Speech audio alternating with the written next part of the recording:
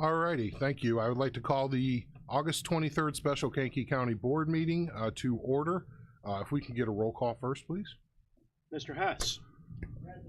Mr. Tholen. Mrs. Polk. Mr. Snipes. Mr. Seroy. Mrs. Weber. Mrs. Parker. Aye. Mr. Fairfield. Present. Mr. Kirko. Mr. Eckhoff. Mr. Swanson. Mr. Featherling. Mr. Dunhill. Mr. Miller. Mr. Long. Present. Mr. Kirkstra. Mr. Hunter. Mr. Smith. Mr. Alexander Hildebrand. Present. Ms. Foster. Ms. Andrade. Ms. Armour Earps. Mr. Ashcraft. Ms. Monday.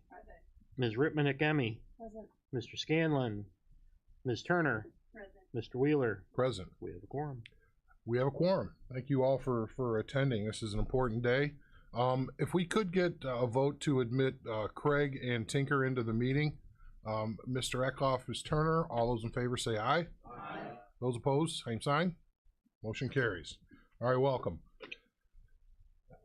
Well, we have kind of a unique situation, and I appreciate you coming. I'm sorry that we had to interrupt your schedule with a special board meeting, but it's for good news, depending on your viewpoint. We'll see how that goes in a vote, but I've been discussing this. Mr. Nugent has gone around working with a lot of the other taxing bodies that are involved in this, partners, if you will, because it really is truly for the first time that I know of a binding economic development and partnership instead of incentive program. It's really a partnership in essence, because what you'll hear today is something that really allows a major manufacturer to come to our community, to feel wanted, invited, but also if they're going to make commitments, we're going to require them to be held to those commitments. So that's a little bit about this, and I think that I'm trying to curtail my excitement because this is it's a big deal. And so with that, I'll introduce in this role Tim Nugent from the Economic Alliance. Why don't we read the title of the resolution first in case we forget to do that as we start to go through this. And we also have a resolution and an IGA. There's two different parts to this. Oh, this is for Tim. Tim, you want this? Yeah. The purpose of the meeting is to discuss an employment and economic development partnership and intergovernmental agreement with all of the taxing bodies surrounding a property that is looking to basically be sold and then revamped into a manufacturing facility. Tim will explain all of that, and that's what he's getting in right here in just a moment. So the titles of the resolution and the IGA. Resolution approving an intergovernmental agreement between certain Kankakee County taxing districts and officials regarding the abatement of property taxes for the property located at 333 South Spruce Street, Manteno, Illinois. And an intergovernmental agreement between certain Kankakee County taxing districts and officials regarding the abatement of property taxes for the property located at 333 South Spruce Street, Manteno, Illinois. All righty. So let's start off before the presentation, try to stick kind of with procedure. Is there a motion to approve to start with? We'll go with Mr. Hunter, second with Mr. Fairfield. And with that, Mr. Nugent. Good morning, and thanks for coming together and having the special meeting. I requested Chairman Wheeler to have the special meeting at the request of the company because they wanted to try to get things done as soon as possible. So so we appreciate the fact that everybody came, another day, and we'll hear this and hopefully approve what we're talking about. We have been working with at the Economic Alliance with the state of Illinois and with a foreign company that has been looking at opening up their first manufacturing facility in the United States. They are a Chinese company that makes batteries for electric vehicles. The state titled this Project Unity, and it's a development of a state-of-the-art 10 gigawatt pack and 20 gigawatt lithium ion battery cell production facility for the electric vehicle market. This project also going to incorporate pack production and energy storage via solar power. This company, what they do is they make batteries for electric vehicles, but they've also come up with a product now that stores, that has batteries that will store power that's generated at solar farms. So solar farms generate power during the course of the day and put it into the grid, but there's no way for them to store that power to be able to distribute it in the grid later on. This company makes that type of product as well as making batteries for electric vehicles. This process started back in December when they were looking at several places throughout the Midwest. Illinois was considered, Indiana, Ohio, they looked in Alabama, they looked in a number of different states. There was a lot of different sites throughout Illinois that were considered and looked at, and one of those sites happened to be our spot in Manteno. They came and they looked at, they toured 4 or 5 different facilities throughout here, and the Manteno site was kind of keyed in on because it met a lot of their criteria. They need a huge facility. The old Kmart facility is 1.5 million square feet. They needed workforce. We have the ability to be able to have their workforce. They needed a lot of different raw materials. They needed a location to a large suburban, a large urban center. We obviously have that with Chicago. So they centered a little bit on our area as well as still investigating a number of different areas. What they intend to do if a project in Manteno is selected is that they intend to invest over $2 billion at this facility and create up to 2,600 jobs over 2 phases. Phase 1 would total about 1,600 jobs, 1,650, and phase 2, the rest of it up to 2,612 jobs total. Their average wage of this production facility would be around $55,000, which equates to $26.45 an hour. That equates to about $144 million annually in payroll. Oh, here's the Kmart facility. You can see it's a huge building. It's 35 acres under roof. And it's been sitting somewhat used over the course of the last several years. The building is owned by the company that still owns Kmart and Sears. But you see the overhead view. The picture on the right is the view of the parking lot, which spans about the same amount of room as what the building does. Here's where it sits, right along I-57 on the west side of Manteno. There are 2 parcels involved in this process. 2 pin numbers: the south pin number, which is the actual building in the parking lot, and the north pin number, which is all green space. The green space has not been used for anything over the course of the last several years when it was used as Kmart. The building, obviously, in the huge parking lot, because it was a distribution center. It serviced Kmart stores throughout the whole Midwest, and so there was a lot of truck traffic that came and went through that facility. That's just the overhead view of the map of Kankakee County, and you see where it's at on the northern edge of Kankakee County.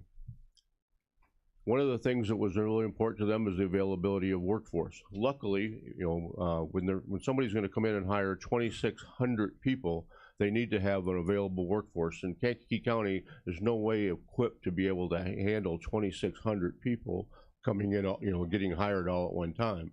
But if you see in the map, in a 30-minute radius, we have almost 1 million people in the workforce. And in a 45-minute radius, because of our proximity to Chicago, we have 2.8 million people in the workforce. So the workforce is available out there.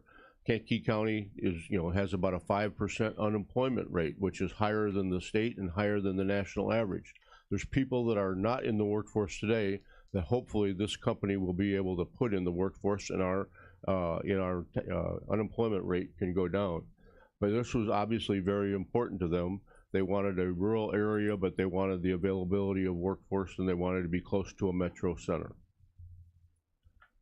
One of the problems that they have when they zeroed in on this property, there are a couple of problems. There are going to be a huge consumer of electricity.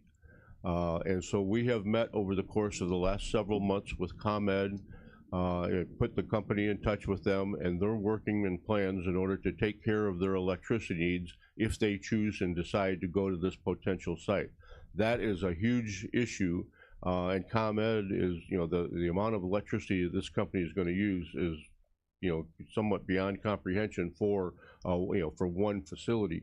But ComEd looks like they're going to be able to potentially solve that problem.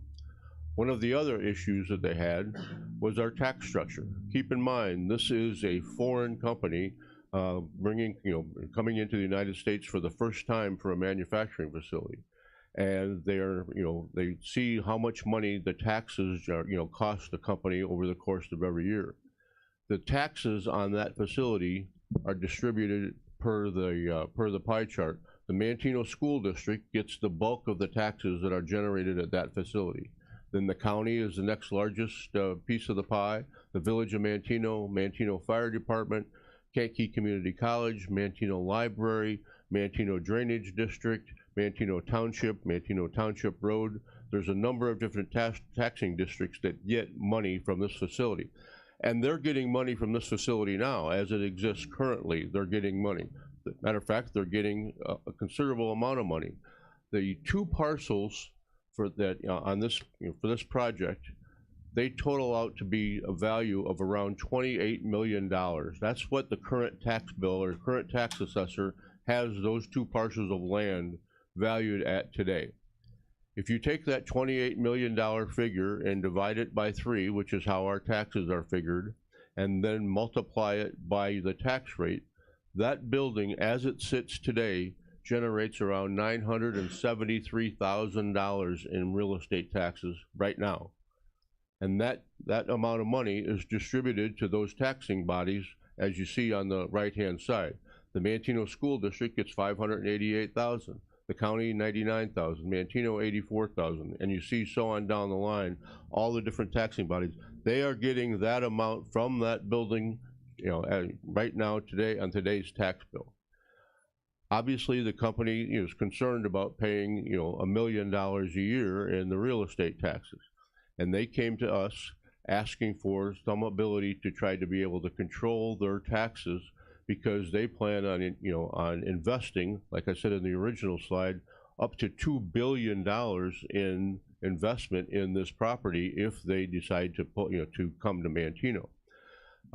They don't like the idea, obviously, of paying $1 million, but every time they invest more and more and more money into the building, they can see their taxes continually going up to a higher and higher and higher based on the formula that we currently have. They talked to us about what is the possibility of a tax abatement. And we told them that, hey, everybody wants a tax abatement, but whatever we decide to do has got to be good for the community, and it's also got to be good for the company in order to entice them to come here. So we needed to come up with some type of formula that would fit that bill, that would be good for the community, but it would be something that the company would be able to rely on and know, where they're going to stand over the course of the time. They didn't want to continually invest money in the facility and have it cost money every year because they're spending $10 million or $15 or $100 million on the building and their tax rate going up. So they asked us, if you can't abate the taxes that you currently have, give us a proposal of what you might be able to accept. And so we came up with a proposal, and what it is that as it currently stands, that building generating $973,000 is taxed based on the $28 million value. When that value gets to $58 million, if you do the math at $58 million, and we don't know what they're looking at potentially paying for this building, but we know that they're going to be paying a considerable sum, and we know that they're going to be increasing the value of that building. But when it gets to a $58 million value, when you do the math, the taxes come out to right around $2 million a year. Double, a little more than double what we currently get. We get $973 now. At $2 million, the taxing bodies or at $58 million, the taxing bodies will get around $2 million.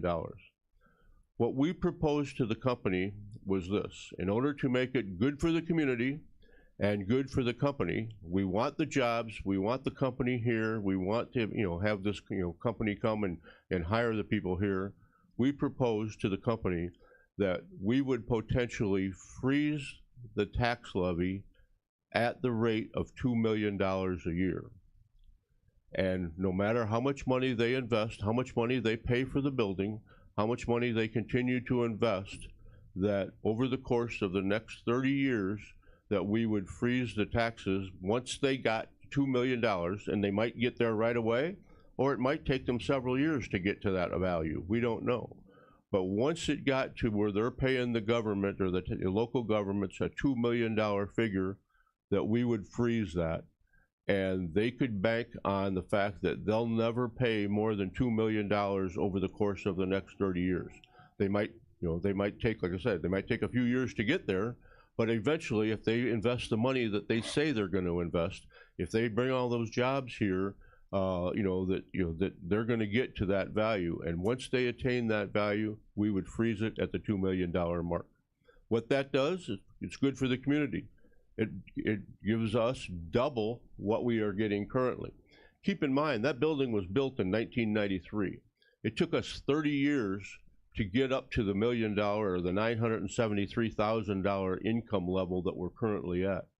We have the potential here to double, or a little more than double that, within a 1, 2, maybe a 3-year cycle. We could potentially double that, that income. But once it gets to that point, then we freeze it, and we do it for 30 years. It gives us that extra income. It helps the community, like we originally said. How does it help the company? It gives them something to budget on. They know that over the course of the next 30 years, once they get to that $2 million mark, they're not going to pay any more. They can put $2 million in their line item, and that's what they're going to pay for. No matter how much money they spend on there, that's what they're going to pay. So the school district, the county, the village, everybody is getting more money, but then once they attain that level, we freeze it. It's good for the community, it's good for the company. The company thought about that for a while, came back to me and says, yeah, we'd potentially be willing to accept that. And I told them, I said, this is just a proposal. This is just something that we're coming to you guys to see if it's something that you'd accept. We have to go to every one of the taxing bodies and get their approval. We don't know that they're going to do that, but this is something that we feel comfortable going to the taxing bodies and trying to sell. So they asked me to do that. So we called a meeting of all the leaders of all the taxing bodies. They came to the meeting it's been 3 weeks ago now, explained this, exactly what we were talking to, asked them if they could take it back to their taxing bodies and potentially, see what their taxing bodies would do. As of today, we have got this passed from every one of the taxing bodies, with the exception of the Kankakee County, of Kankakee County, and that's one of the reasons that I asked the chairman to to call the special meeting to see if we can get this passed here, so we can call the company and send the notification to them that we're ready to make this deal if the company is potentially willing to come to Manteno. Now, included in the intergovernmental agreement, if we are going to make this, this potential sacrifice, and keep in mind, it's not a sacrifice if they ever get to $2 million. If they stay below that $2 million mark, they're going to be taxed at the same, just like everybody else. They only get an abatement once they go over that $2 million mark. But we also put a caveat in the intergovernmental agreement. They have to live up to some of the things that that they're saying that they're going to do too. Chairman Wheeler was adamant about making sure that we put in there that they had to create a certain number of jobs. So we put in there, in the intergovernmental agreement, that they have 5 years to get to a certain level of employment, and then at the 10-year level, they have to be at a certain level of employment. We did not hold them accountable to 100% of the numbers they put in their proposal. But we made it very substantial, even though I think the number at 5 years is they have to have at least 450 employees. We'd be pretty excited about getting a company come in for 450 employees. And then at the 10-year level, I think it's 50% of the employment. It's like 1,200 employees. We'd be pretty excited about that. Even more employees is even better.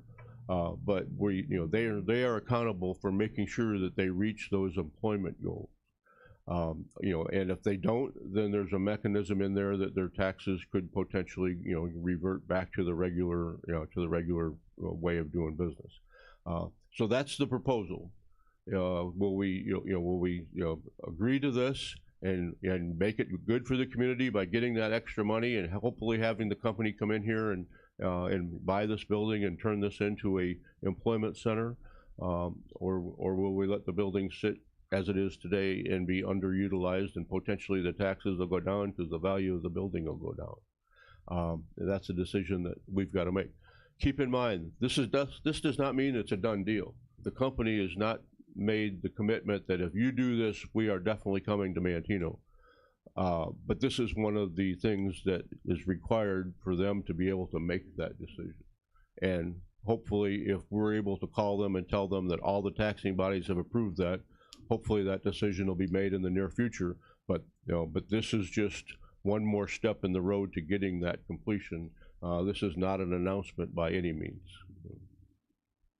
And with that, I'll be happy to take any questions. All right. Start off here. Questions, please. Yes, Mr. Snipes. Thank you, Tim. Just a couple of questions. It appears that Kmart owns this property, so there'll be, I guess, some interchange as to the property between this company. Further stated that, I looked at the jobs. It's almost like we're trading the jobs. The tax increase for the jobs, which is great because it's putting people to work, which in essence allows them to buy the homes and things. So it's not a grave concern, but this and/or is where I have kind of one of the biggest problems. And also, it says that the county clerk can do it in 2024. So we try to get this done in 2024, where it will get the project under the county clerk office to be able to be able to bait it when it hits the 2 million. Right. Yeah, we dated this starting January 1, the tax year starting January 1, 2024. But as you know, that tax bill doesn't come out until May of 2025. Right. So, but we dated it starting January 1 because we're hoping that this process moves along rapidly and the company, would potentially buy this building and close on it within the next 60, 90, 120 days.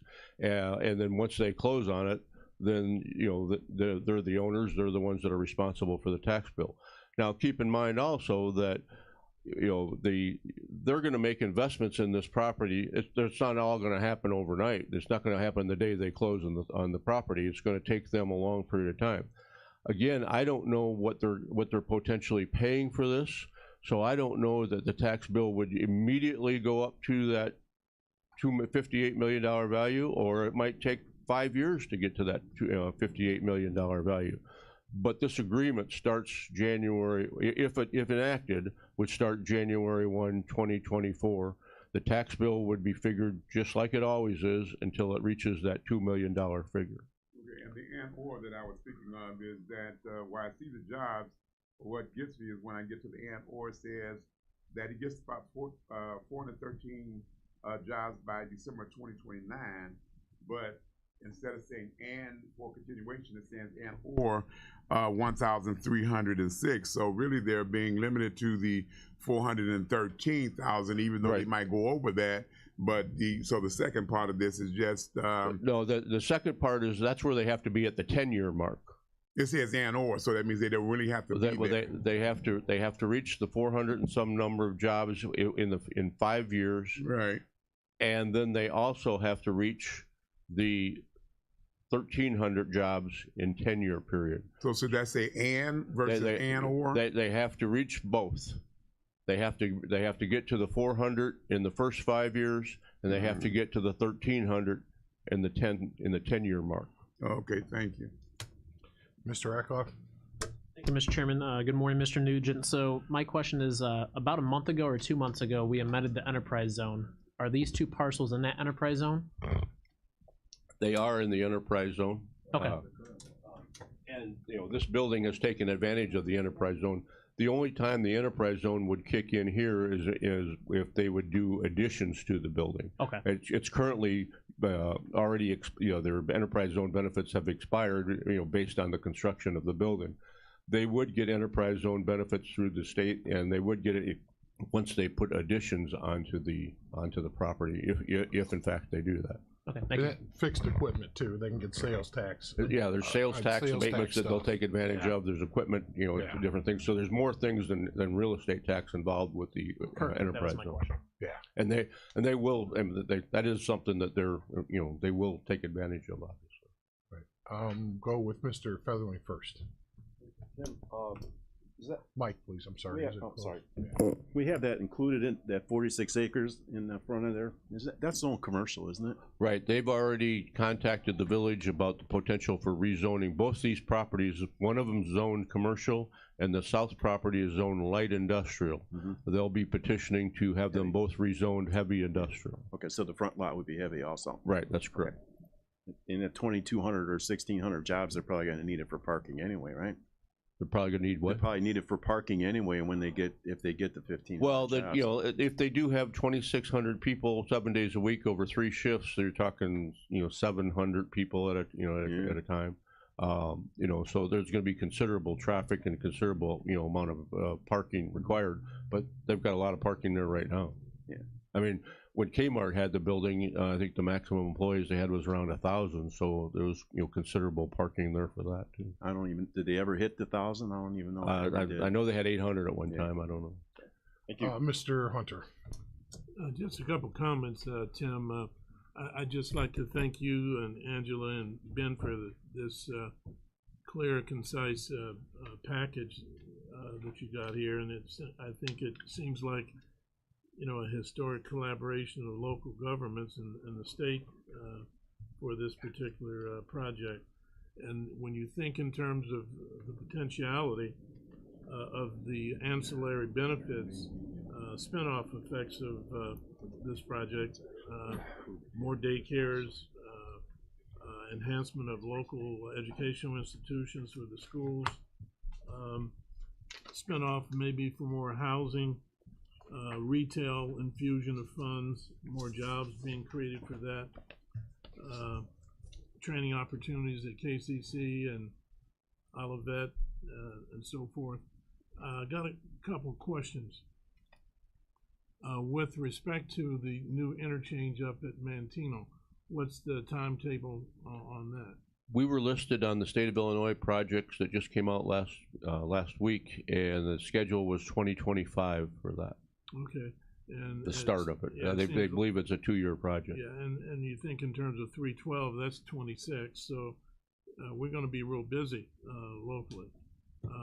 What I really appreciate the potentiality of the payroll, annual payroll, and all the retail benefits for our local businesses and so forth. So you mentioned also we're at 5% in terms of unemployment. That's going to go down substantially, I would think.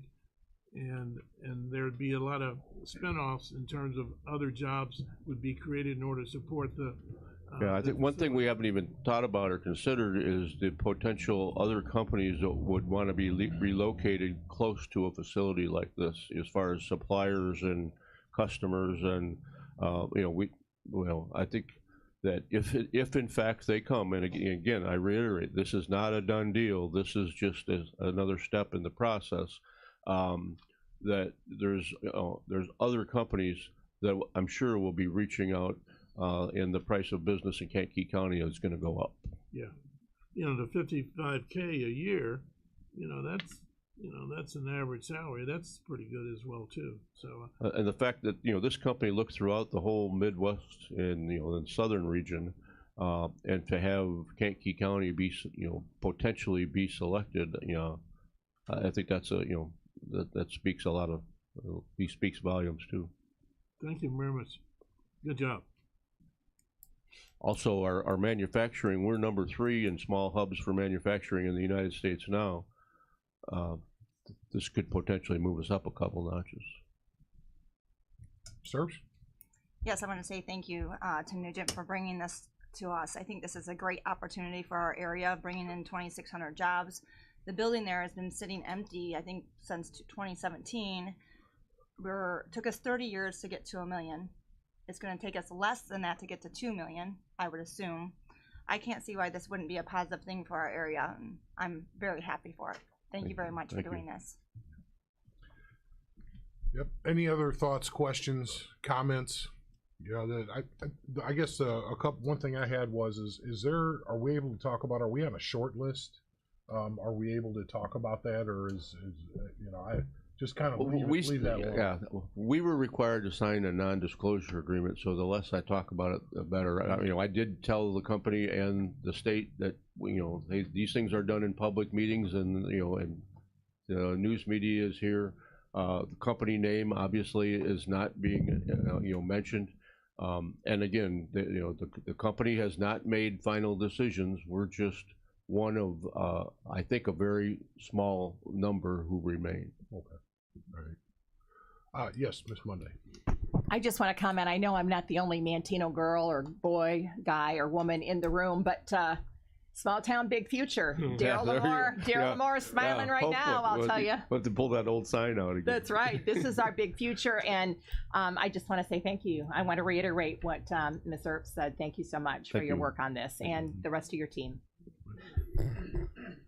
Alrighty. Is there any more second times, Mr. Snipes?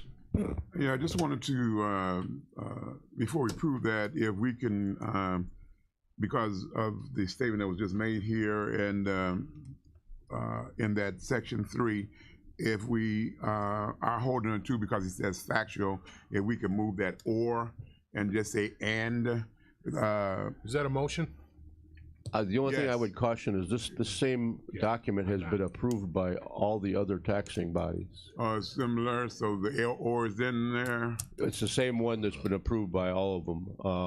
And I understand your concern, but I just don't know that the ability to be changing stuff and then have to start the whole process all over again. I wouldn't want to necessarily have to do. So you feel confident that they will be getting up to at least that 1,300? Yeah, I think they're going to surpass that right away, but we didn't want to make it too difficult. We wanted to be able to give the company some numbers that were very, very attainable based on what they're telling us, but still held them accountable at the same time.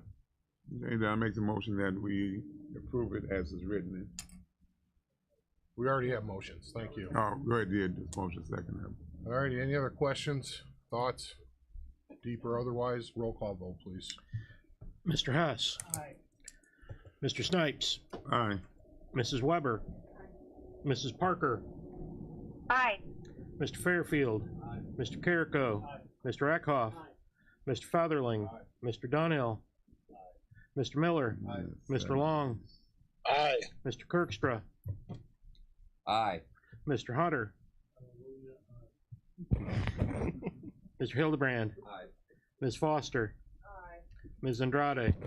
Ms. Armour Earps. Mr. Ashcraft. Ms. Monday. Ms. Rittman-Akemi. Ms. Turner. Mr. Wheeler. Thank you very much. Motion carries. With that, do we have any other motions to adjourn, Mr. Hess? We'll go Ms. Andrade. All those in favor say aye. Aye. Those opposed, same sign.